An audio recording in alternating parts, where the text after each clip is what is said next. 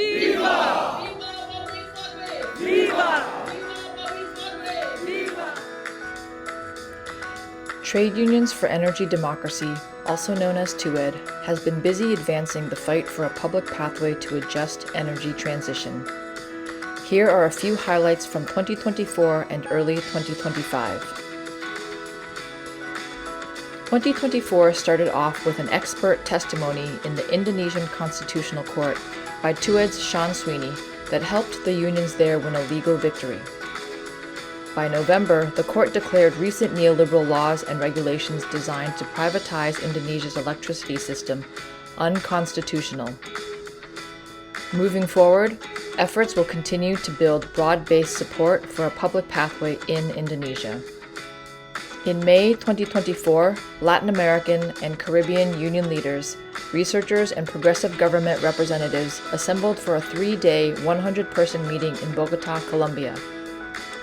The discussions, framed by a public pathway, contended with energy transition issues, the democratization of publicly owned companies, and the role of public banks in financing the transition.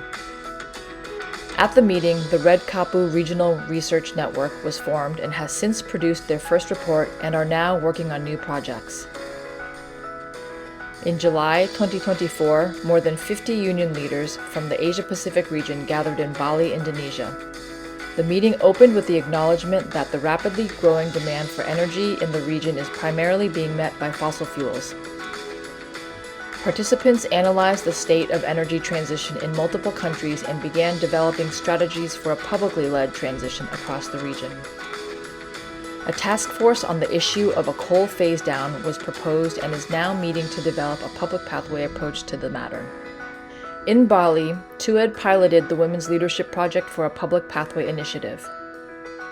Each day of the meeting featured sessions on a feminist approach to the energy transition, fostering gender-focused discussions throughout the 3 days.